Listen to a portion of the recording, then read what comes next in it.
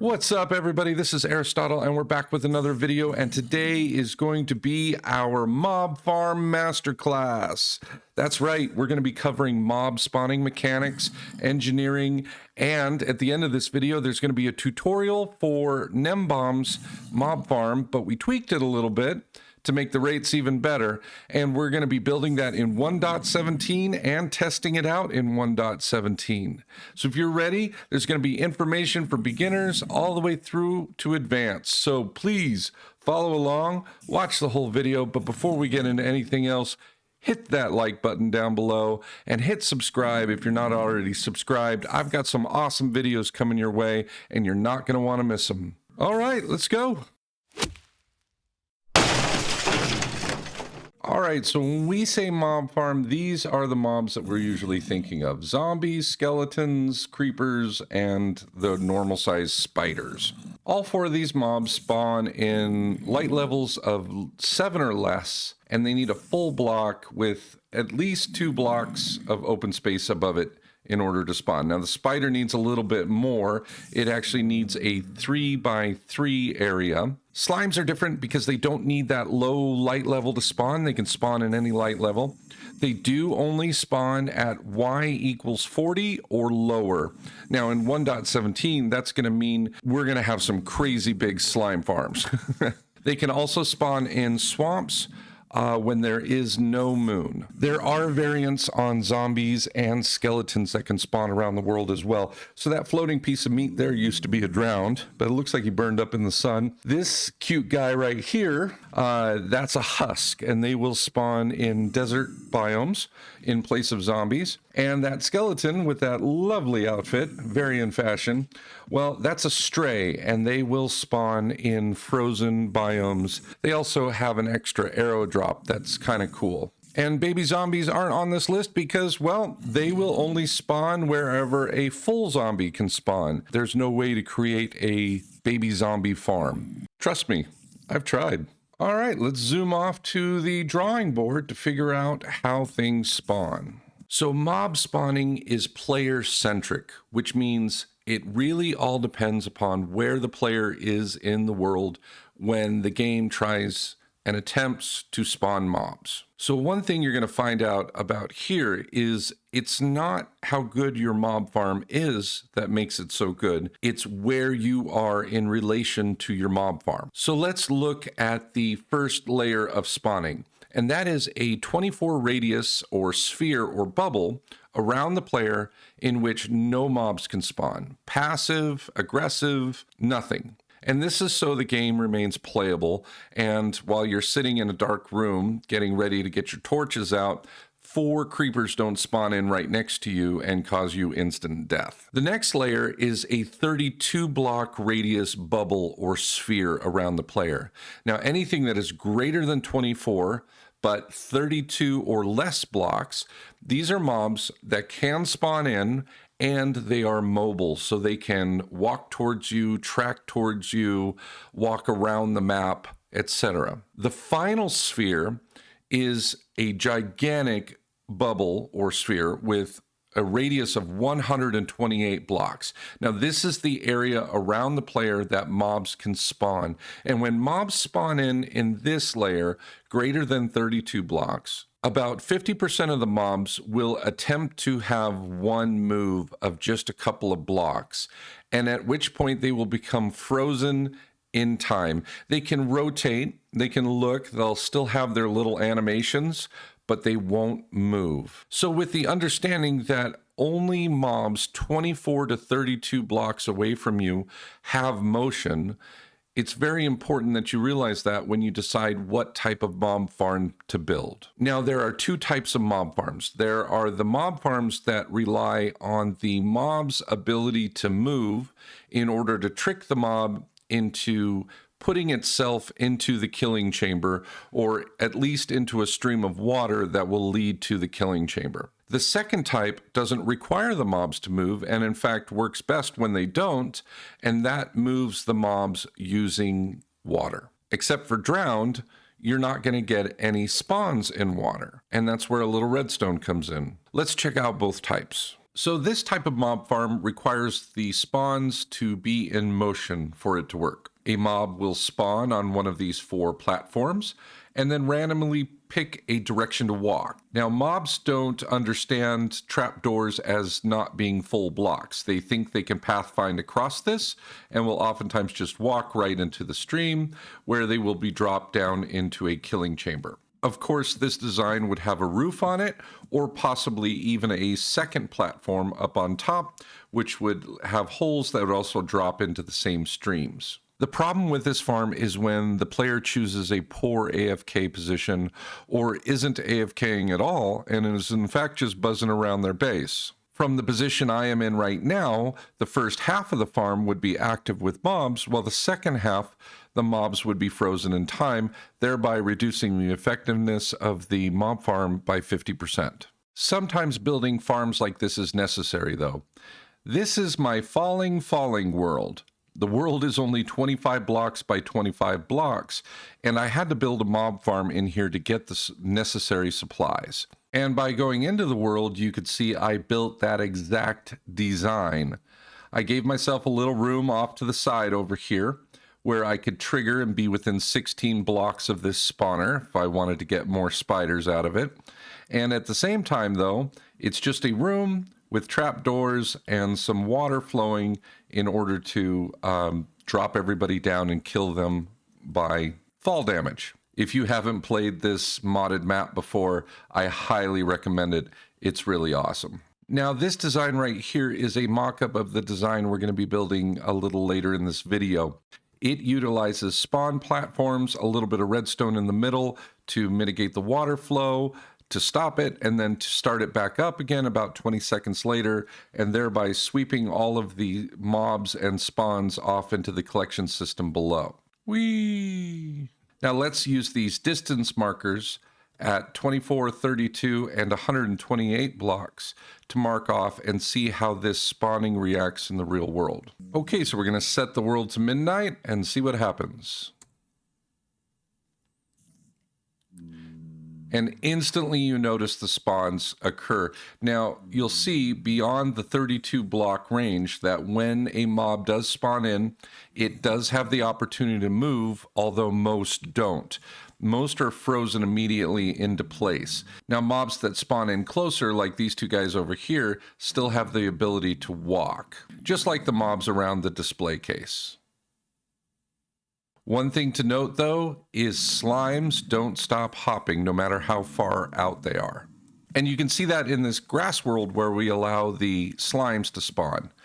That pig is frozen in space, but the slimes will continue to move all the way out to the 120 block radius point, at which point they will despawn, unless, of course, they're destroyed by lightning first. The only way to control mob farm rates is by player positioning and controlling the spaces that mobs can spawn in the world. You want your mobs to spawn inside of your farm, but nowhere else. There's this tricky little thing called the mob cap, which varies depending upon single-player worlds and multiplayer worlds, but let's just say you're limited to about 70 creatures within range of your player. So in a world with a bunch of caves underneath, where 70 or so slimes and zombies could spawn, you're going to get very few spawns that actually make it up to your farm. You see, when the game is distributing spawns in the player's area, it starts with the lowest level first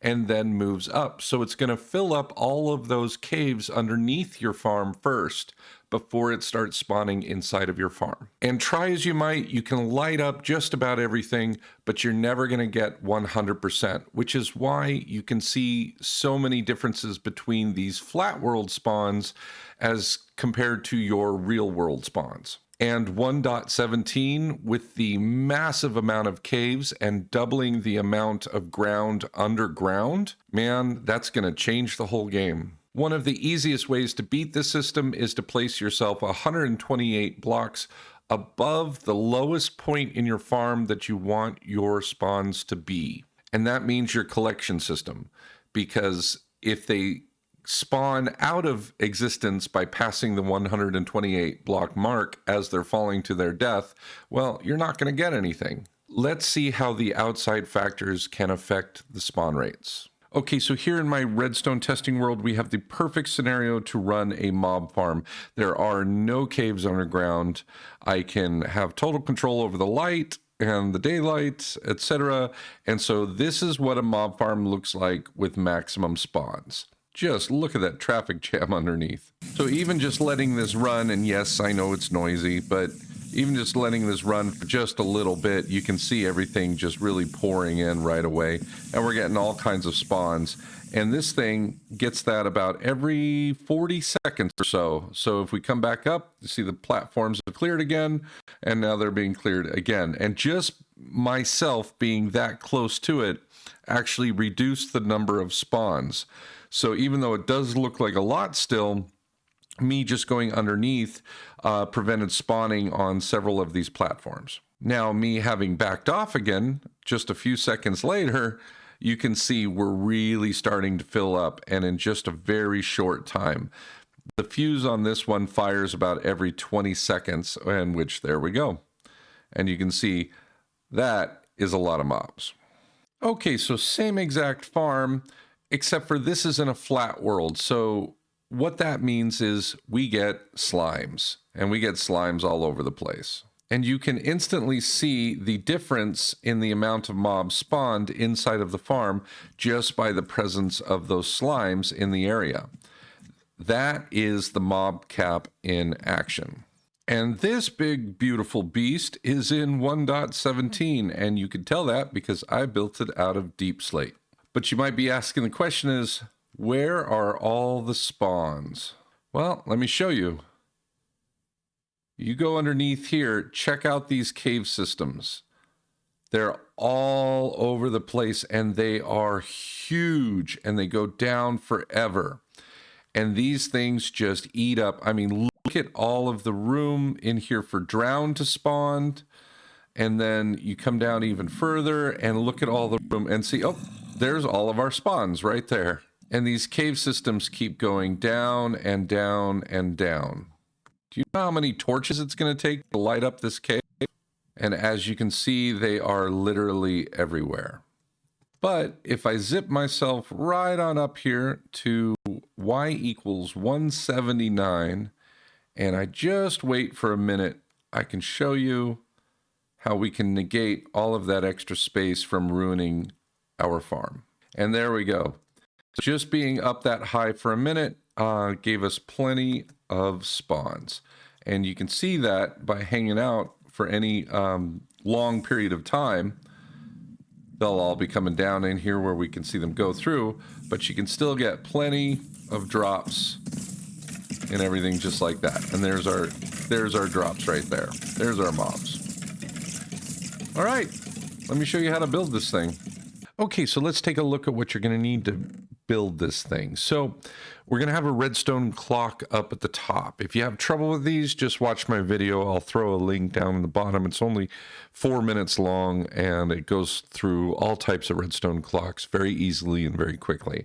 But in this case, we're going to be using an Etho redstone hopper clock. And that takes a block of redstone, 2 comparators.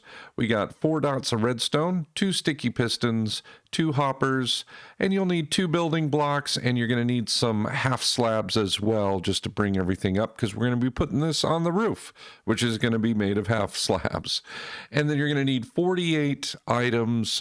It can be 48 of one item, and it can be any random item out of your inventory. You can use pieces of sand, glass, even pieces of zombie flesh is a great use for that as well. In this case, it's 1.17, so I chose azaleas. For the roof itself, you're going to need at least 8 stacks of half slabs. That would be enough to build the minimum version of this roof to make it as dark as possible underneath the farm. And then for each layer, we're going to be building 5 today, but for each layer, you're going to need 1 bucket of water, 1 observer, 1 dispenser, and 2 stacks of half slabs. Now, in this case, we're doing 5 layers, so I have 5 buckets of water, 5 observers, 5 dispensers, and I have 10 stacks of half slabs. I also use a stack of temporary blocks. In this case, we'll use dirt today. And then for the collection system, you're going to need 2 stacks of full blocks. You're going to need 1 stack of half slabs as well. And then you're going to need some powered rails and some rails, depending on how big you want to build your collection system. Couple of double chests, some hoppers, some glass, and 9 magma blocks. Okay, so find yourself a nice flat area just like this one, and then start building. So we're going to build a circle. It's going to be a 5, 3, 2, 1 circle. So we make a strip of 5 blocks long, then we go 3, 2, 1, and then we reverse it. 2, 3, and 5, and then just rotate and continue on just like this. Once that's in, just cap it with half slabs right on top. Grab some of your buckets of water, which you can use to refill, and then go along the back here along the 5 and make certain those are full source blocks around there. Then do the 3 block, and then once you do each side of the 3 block, you can grab water and refill your buckets right from there, right in the center there. And then come to the 1 block side and do this side and then that side, and then repeat 3, 5, 3, both sides of the 1, all the way around. Now, if you did it right, this is what you should have. Now, these 9 blocks in the center, we're going to dig out, and we're going to dig down 7 blocks. Now, once you have this 3 by 3 area dug out 7 blocks, all you have to do is pick one direction, create a 3-high tunnel, and then dig your way out, eventually stair-stepping up. If I'm going to stair-step down, I'm just going to do it like this, right into here. Now come back in and just add 9 blocks in a 3 by 3, just like this. And then you're going to want to figure out how you're going to put your chests. In my case, I'm going to put them just like this. And then from the back here, I'm going to take and put 1 hopper so it drains, the top chest drains into the lower chest. And then what I'm going to do is just point 3 hoppers, this one going into there, and those 2 going in the chest just like this. Okay, so it's time to put our rails down. What I've done is I've replaced the middle blocks here in this stripe here right under this section with redstone blocks, but you can use redstone torches and you can hang them off the side, or you can put them under 2 blocks down and then replace the block on top, and that'll power your redstone rails just however you want. But the easiest configuration for this one is in the open space over here. Plop a block just right in front of that hopper, and then you're going to go powered, powered, powered, and then go non-powered regular rail, and then go powered, powered, just like this, and then non-powered rail to wrap around, and then go powered, powered, powered. And what's that's going to cause is the minecart to just bounce off of this guy, swing around, pick everything up, and then bounce into this wall and reverse course just like this. Let me grab a hopper minecart and show you. And I forgot to put a hopper minecart in the ingredients list in the beginning, so please forgive me. And that's how this guy runs. All right, take your 9 magma blocks and pop them right above just like that. You can also use a little glass so you can see what's going on the inside.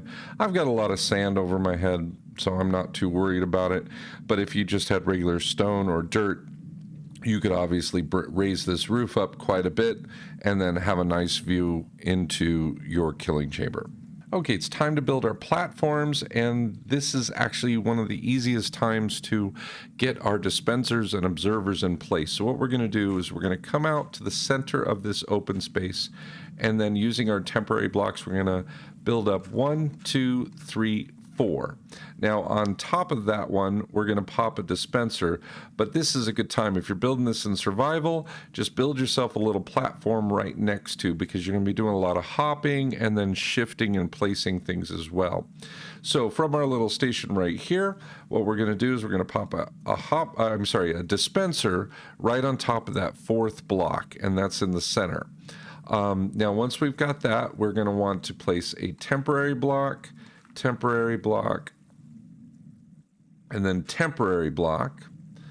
And then what we do is we pull out these two blocks, and then we're going to place a dispenser. We're going to place an observer pointed just like this. You see how the arrow's pointed down, but we have a gap in between. So at this point, that's going to consist of level number 1. So we're going to come up, and then we're going to break the temporary block there. We're going to place another dispenser facing upwards, just like that, right on top of the dispenser, right on top of the observer. And then we're going to go temporary block, temporary block, temporary block, and then remove, just like this, and then observer facing downwards, just like that. And then again, pillar up, break the temporary block, dispenser right on top facing up, and then temporary block, temporary block, temporary block. Take those two out and do your observer facing down just like this with the gap in between. Continue that on up until you've used up as many observers and dispensers as you have platforms. Now, on top of this one, we're also going to want to put one extra observer, also facing down. And this is going to be the one that triggers the whole farm to work. Just go through, remove all of your temporary blocks, and this is the system you should have. It should go dispenser, gap, observer pointed down, and then immediately dispenser, gap, observer pointed down, all the way on up. Now, time to put your platforms in. And so you're going to start with your half slabs, and you're going to put them on the top portion of this block. So we're going to place them right there, just like that. And then I'm just going to surround it real quick. And that's where every platform is going to start, is top and lined up even with the dispenser. So the next one in line is going to be right there off of this dispenser, and so on and so forth all the way up. Okay, since we have one block already, we're going to count up to 7. So we're going to start counting at 2 because we have the 1 in place. We go 2, 3, 4, 5, 6, 7, just like that. And then lined up with the dispenser, we're going to do that in all 4 directions. 2, 3, 4, 5, 6, 7. Okay, once you have all 4 directions, 7 blocks, start counting from the first one. Just fill it in diagonally, just like this. So you come up 1 shy, and then just fill it in across, just like that, all the way around. And that's what you should have. Just continue on up. All right, now that all 5 platforms are in, what you want to do, grab your 5 water buckets and place 1 water bucket in each dispenser, just like that. And now it's time to put a roof on. So for the roof, you want to grab your half slabs, and you're going to need those 8 full stacks. And what you're going to do is come off on the bottom half of that top observer, and you're going to come out counting 20 blocks. 15 minimum, but 20 is preferred. And you're going to do that in all 4 directions. And once those are in, you're going to fill them in diagonally, just like you did the lower platforms. And that's the roof. And as you can see inside, it's plenty dark. Let's do some redstone. All right, so grab your half slabs. And what you want to do is place 1 so that it brings it up to be a full block, even with the observer. And then come out 2 on this side and 3 on this side so that it's 6 long. And then make it a 2x6 platform.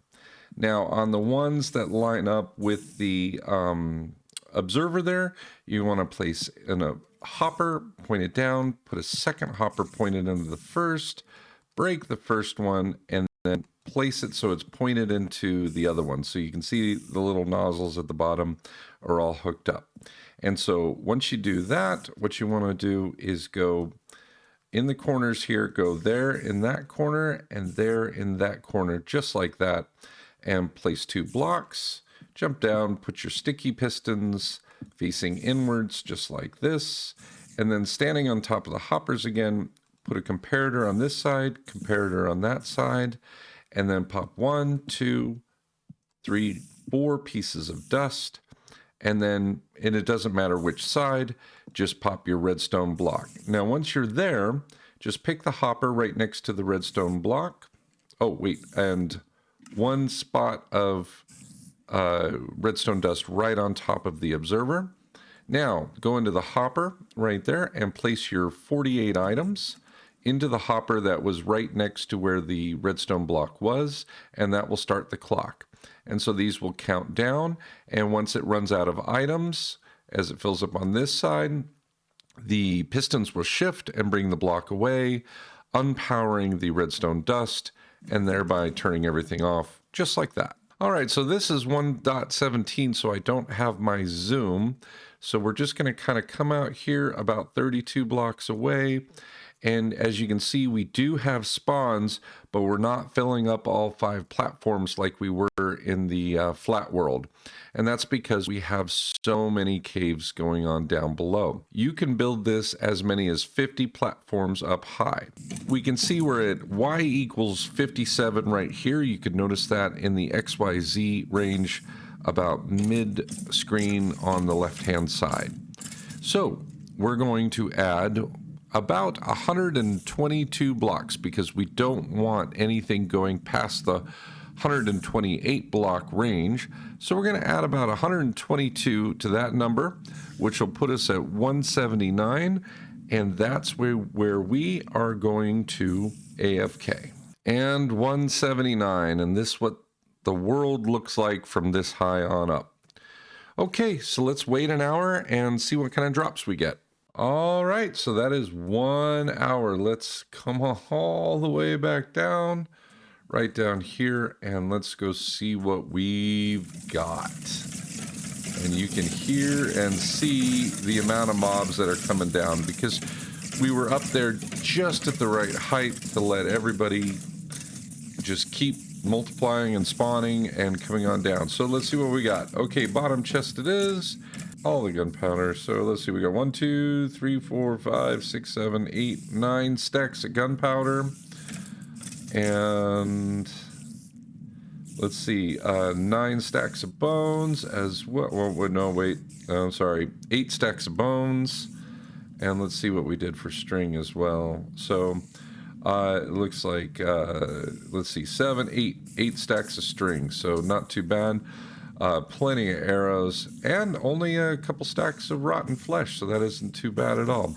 Now you could literally take this up to about 24 blocks below where you're going. So let's see, we AFK'd at 179, so that would be at 155.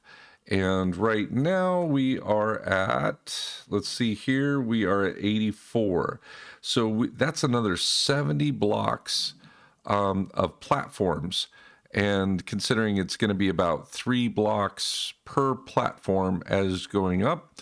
So yeah, that's plenty of room. So you could squeeze in, easily do 10, 15 platforms if you were so inclined, and not have to add anything other than just the materials for each platform going on up. All right, so this has been the Mob Farm Masterclass with me, Aristotle. I really appreciate you coming along for the ride, and I am so looking forward to this 1.17 update for Minecraft. It's going to be so much fun, but it is going to be some major changes to our worlds. And so we got to keep up to date as best we can. And you know, one of the best ways to stay up to date is to subscribe to small creators like myself. You see, when the big guys come out with a video, well, they already have 1 million views in a day. And so when you're playing on your servers and you're out there in the world, there's 1 million other Minecrafters who are building the same houses and the same farms. If you really want to be on the cutting edge of mob farm technology or iron farm technology, check out these small creators. It doesn't have to be me. It can be any one of us out there. Just hit that subscribe button and see where it can take you. And with all that shameless self-promoting being done, I'm going to say good night. See ya.